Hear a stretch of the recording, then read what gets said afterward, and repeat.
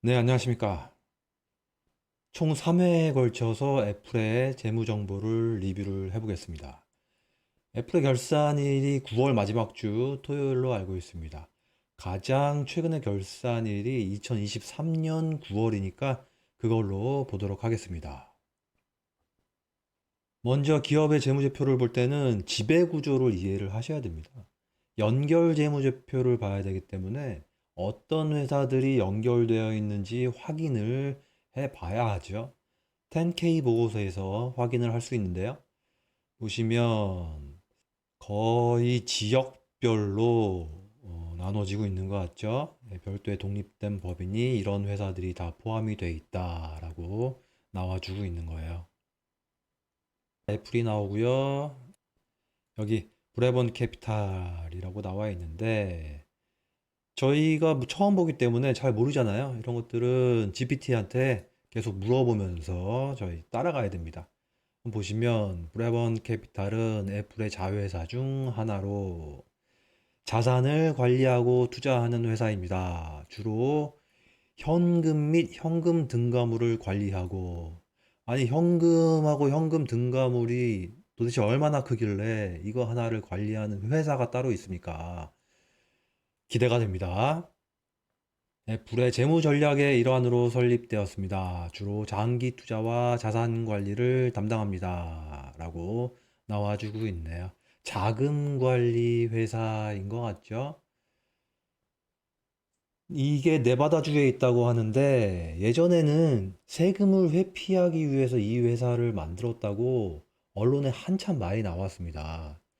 그런데 보시면 세금은 정상적으로 내고 있는 걸로 봐서 탈세나 이런 건 아니고 아마 지금 GPT가 얘기하는 것처럼 자금 관리를 위해서 회사를 하나 세워서 따로 독립법인으로 있는 것 같습니다.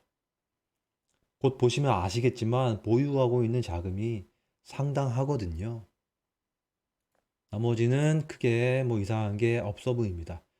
그래서 애플에 투자하면 그냥 애플에 투자하는 거예요. 예를 들어서 우리나라의 시즌 1에서도 많이 봤지만 이마트에 투자하면 이마트랑 아무 관련도 없이 야구단에서 투자하게 되는 거고 지마켓에서 투자하게 되는 거거든요. 반도체가 좋아 보여서 삼성전자에 투자하면 반도체랑 상관없는 삼성 디스플레이에도 함께 투자하게 되는 거예요. 그래서 이런 지배구조를 반드시 확인을 해 보셔야 됩니다. 10K 보고서를 함께 보시죠. 에드가에 대해서 이미 소개를 드렸는데 에드가에서 이걸 볼 수 있죠. 문서 형식이 PDF나 뭐 이런 게 아니에요. MS 워드 이런 게 아니고 HTML 형식으로 발표가 되기 때문에 영어로 보기 싫으면 크롬에서 번역을 누르시면 됩니다. 저는 기본적으로 번역을 눌러놨습니다. 한글로 보이는 거예요. 그리고 이 표와 주석을 함께 봐야 되기 때문에 기본적으로는 화면을 두 개 띄워 놓는 게 좋습니다. 핵심 자산과 핵심 부채로 먼저 회사를 이해를 해 보도록 하겠습니다. 아이템이 쭉 나오고 있는데 저희가 지금 보고 싶은 건 아이템 8번 재무제표 및 주석이니까 이걸 클릭하시면 바로 이게 나옵니다. 손익계산서가 먼저 나오고 그 다음에 대차대조표가 나오고 있죠. 저희는 대차대조표를 먼저 봐야겠죠. 전체적으로 부채와 자본의 총액을 확인해 보면 352 빌리언 달러스입니다. 이 352조는 아니고 정확히 하게 되면 여기 1,300원 정도 이제 환율을 곱해 보면 457조 원 정도가 되는 덩치네요. 편의를 위해서 환율은 1,000원으로 해서 앞에 세 개를 조원으로 읽도록 하겠습니다. 자본 총액은 62조가 되겠네요. 여기서 레버리지를 체크를 한번 해보죠. 부채가 290조니까 부채가 자본의 계산기를 눌러보면 4.7배인 거예요. 이 레버리지가 상당히 크죠? 우리나라 상장사들 같으면 이거 망하기 직전 아니냐라고 했을 정도로 높은 레버리지인데요. 현대 미국 기업들은 이렇게 전통적인 사고방식으로 보게 되면 이 대차대조표가 전혀 이해가 안 됩니다. 부채가 이 많은 게 아니고 자본을 계속해서 줄이고 있는 거예요. 과거 12년 동안 거의 1000조 정도 넘게 자사주를 매입하고 현금 배당을 해주고 있습니다. 그러면 이 자본이 줄어듭니다. 이건 중요하니까 나중에 별도로 설명을 드려보도록 하겠습니다. 그리고 부채 290조 중에 절반 정도가 유동부채고 절반 정도가 비유동부채 되겠습니다. 자산 쪽을 보시면 유동부채와 거의 비슷한 143조 원이 유동자산이고 비유동자산은 그거보다 많은 209조 원이 있습니다. 유동, 비유동은 1년을 기준으로 시간적 관점에서 분류를 한 거죠. 핵심 자산을 보게 되면 유가증권이 제일 많아요. 유가증권. 원무는 시장성 있는 유가증권이에요. 유동이 31조가 있고 비유동에 마찬가지로 유가증권이 있는데 100조 정도가 있네요. 합치면 131조가 되겠습니다. 이거 하나만 보더라도 자산 총액의 37%에 해당해요. 금액이 크지는 않지만 여기 현금이 29조가 있네요. 그러면은 이 세 개를 합치면 160조가 됩니다. 자산의 거의 절반 정도에 해당하는 금액이에요. 핵심 자산은 사실 다 이해한 겁니다. 애플은 일반 B2C 회사랑 전혀 달라요. 일반 회사들은 재고자산, 매출채권, 유형자산이 거의 제일 크거든요. 애플 보시면 재고자산이 6조 정도로 거의 없죠. 순매수금이 이 번역이 잘못된 건데 매출 채권입니다. 그리고 아래에 나온 공급업체 비매출 채권이 미수금이에요. 그러니까 애플의 자산 구성은 사실상 소매업이 절반 정도 되고 플러스 금융업이 절반 정도의 성격을 띠고 있다는 점이 아주 특이합니다. 삼성 같은 경우에 이 유형 자산이 제일 많아요. 압도적으로 제일 많습니다. 거기에 매출 채권하고 재고자산 합치면 자산의 60% 정도를 차지하거든요. 반도체 라인에 그만큼 제일 많이 투자를 해놨다는 거고요. 회사가 지금 잘 안 되니까 재고를 많이 쌓아놓고 있다라고 하는 얘기죠. 애플은 공장이 없으니까 유형 자산이 핵심 자산이 아니죠. 그럼 여기서 유가증권으로 어디에 투자했는지 추가적으로 주석을 살펴보면 좋겠네요. 제일 크니까요. 옆에 주석을 찾아놨습니다. 36페이지에 있는 건데 보시면 머니마켓 펀드 MMF라고 보통 부르는 거죠.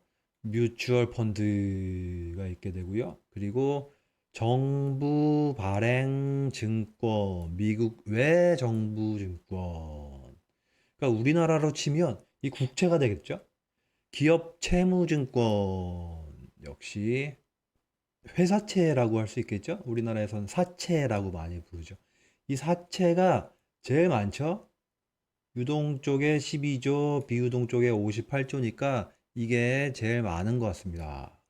전체적으로 상당히 안정적인 곳에 투자를 하고 있죠. 왜냐하면 일단 주식이 없잖아요. 주식이 없습니다. 전혀 없죠. 이런 거 확인하셔야 됩니다.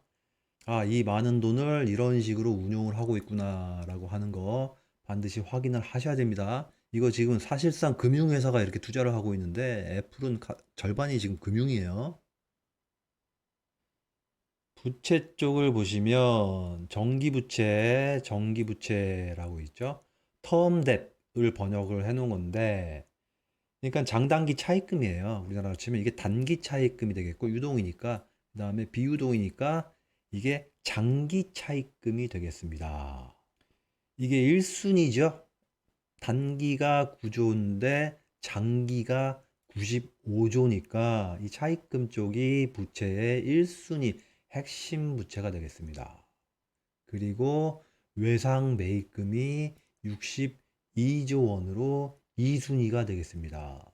이 두 개 합치면 167조로 부채의 60%가 커버됩니다. 외상 매입은 어느 회사든 일반적으로 존재하고 금액도 보통 큽니다. 이건 나중에 회전율이나 지급 기간을 따져서 체크를 해보면 되는 거고요. 우리 여기에 있는 상호보험, 정확히 하면 이제 기여보험으로 번역하면 좋겠죠. 기여보험하고 장단기 차입금에 대해서 좀 더 살펴보도록 하겠습니다. 왜냐하면 애플처럼 돈이 많은 회사가 도대체 왜 차입을 할까라고 하는 거죠. 갖고 있는 돈을 쓰면 될 건데 왜 이렇게 차입금을 많이 갖고 있지? 라고 하는 생각이 들잖아요. 일단 애플은 벌어들인 돈은 거의 주주한테 주고 있습니다. 돈이 모자라면 여기서 기여보험을 발행을 한다라고 하는 거예요.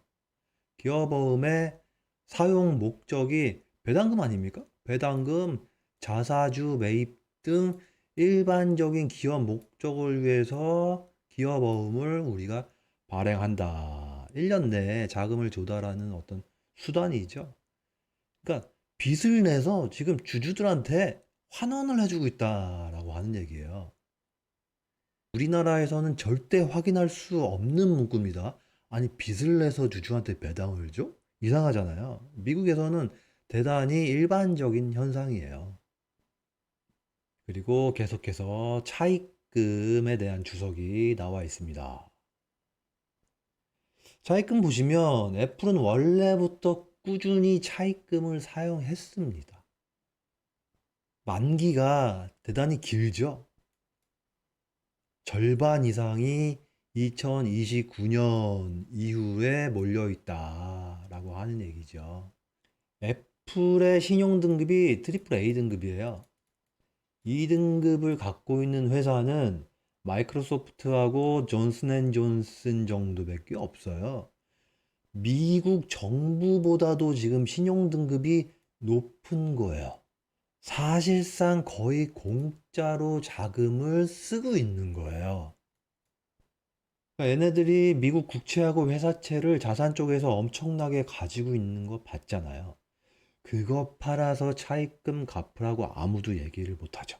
오히려 차입금을 더 조달해서 회사채를 또 사는 게 나을 수도 있습니다. 차입을 안 할 이유가 전혀 없어요. 가치평가 관점에서 바라본 재무제표를 시즌 1에서 설명드렸습니다. 차입금에서 가지고 있는 현금을 빼서 순차입금이라는 걸 계산했잖아요.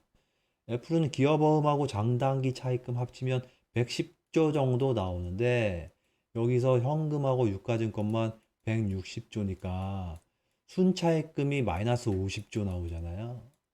애플의 재차 대조표가 금융업의 모습을 엿볼 수 있는 이유가 여기에 있습니다. 이런 자산 운용을 아마 브레번 캐피탈에서 하지 않을까 싶네요. 애플은 지금 자기의 높은 신용 등급을 이용해서 돈을 벌고 있는 거예요. 아이폰만 팔아서 돈 버는 게 아니에요. 무슨 얘기냐면, 그러니까 미국 정부보다도 신용 등급이 좋기 때문에 더 싸게 조달해서 더 많은 금리를 주는 곳에 투자를 하고 있는 거죠. 마진을 먹는 거예요. 심지어 차입을 하면 이자 비용을 주는데 거기서 법인세 감면 효과가 있습니다. 그래서 적정 수준의 차입금이 있는 회사가 없는 회사보다 원래 기업 가치가 더 높게 평가됩니다. 이런 이유로 애플은 꾸준히 100조 내외에서 차입금을 유지를 하고 있습니다. 자, 다시 대차대조표로 돌아와서 자본 쪽을 좀 보시죠. 자본을 보시면 여기 결손금이 나오죠. 아래에 바로 자본 변동표가 나오는데요. 이게 왜 그러냐면 현금 배당하고 자사주 매입을 많이 해서 그래요. 이걸 두 개를 하게 되면 이익잉여금에서 차감되는 거예요. 이 두 개를 워낙 많이 하다 보니까 결손금이 쌓여 있는 거죠. 보통 회사가 결손금이 나면 여기서 당기 순손실이 쭉 쌓여서 그러는데요. 부실기업이라는 얘기죠. 애플은 전혀 다른 측면에서 이 결손금을 보여주고 있습니다. S&P에 우량한 많은 회사들도 결손금을 보여줘요. 결손금이 있는 회사 또는 자본 잠식이 있는 회사는 부실한 회사다라고 하는 관점에서 지금 미국 기업을 쳐다보면 이 대차대조표가 전혀 이해가 안 될 수 있으니까 이거 주의하셔야 됩니다. 주석을 살펴보면 여기 있죠? 2023년 9월 30일 회사는 나다다다 해서 900억 달러까지 자사주를 매입할 수 있도록 어떤 포괄적으로 이사회 승인을 받네요. 그러니까 그때 단발성으로 하는 게 아니고 이 한도를 승인을 받고 여기에 따라서 쭉 한도 소진할 때까지 쭉 자사주를 매입을 하고 있는 모습이에요. 애플이 자사주를 어느 정도 매입을 하고 있는지 자료를 한번 보시면 여기서 자사주 매입이 바이백 이게 자사주 매입이고요. 디비던스가 이게 현금 배당이죠. 넷쉐어 세틀먼트 임직원 주식 보상 계획인데요. 이것도 자본 환원에 해당이 됩니다. 2012년도부터 23년까지 12년 동안 812빌리언 달러니까 제대로 환산하면 1000조 이상 자본 환원을 지금 해줬죠. 이 캐피탈 리턴을 해주는 만큼 자본이 감소합니다. 우리나라 기업들이 배당을 잘 안 해주잖아요.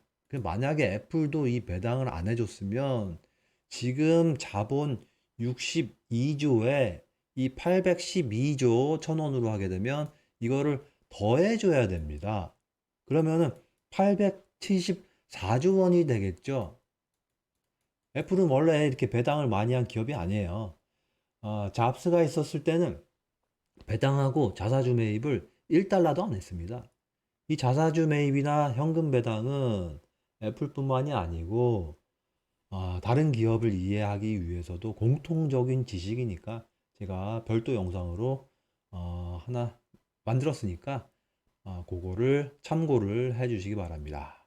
그럼 이번 영상은 여기까지 하고 다음에는 ROA와 ROE 관점에서 손익계산서를 리뷰해 보도록 하겠습니다. 감사합니다.